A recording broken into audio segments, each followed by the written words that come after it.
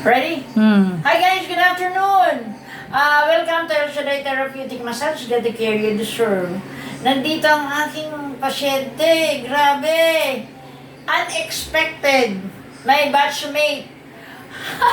Kiko Escalta. Tanungin natin ba't paano napunta?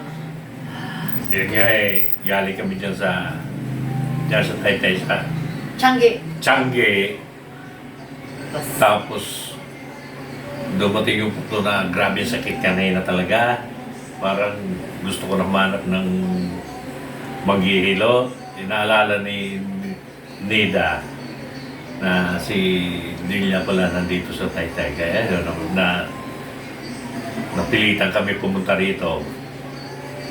Pero okay, thank you Lord na maski pa paano nabawasan yung sakit. Yeah.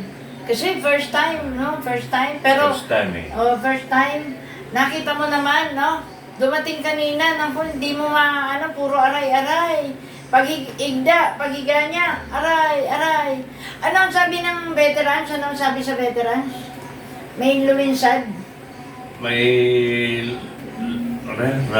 buto sa likod. Parang gumanyan lang. Lumisay. Sabi sa x-ray. Oo, yung Sabi sa x-ray. Oo. Pero nung ma-therapy, pinakita ko nga yung Nida, malaking bagay, no? Di ba? Narelieve siya ng hot water bath. Tsaka yung Kaya, yes, yung crystal herbal oil using right stroke. Kailangan right stroke talaga. Then, hot water bag, kompleto with prayer, no? Kaya kailangan uwi sila sa Cavite. I do believe na galaw-galaw mo nga.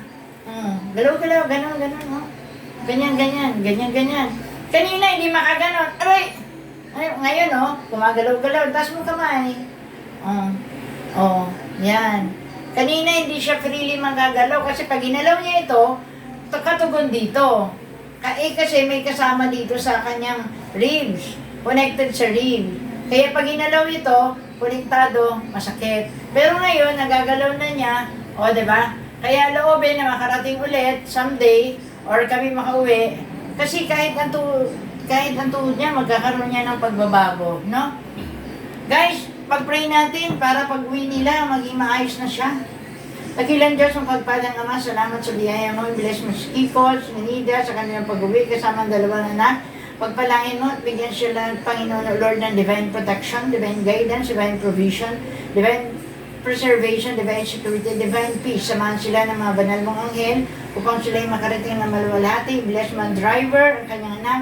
At sa pamagitan niya, Panginoon, ikaw ang driver nila. Makarating sila na maluwalhati sa Dasmariñas, Cavite at makauwi ng Bicol na malakas, malusog, magaling. In Jesus' name, Amen. sabihin magaling na ako.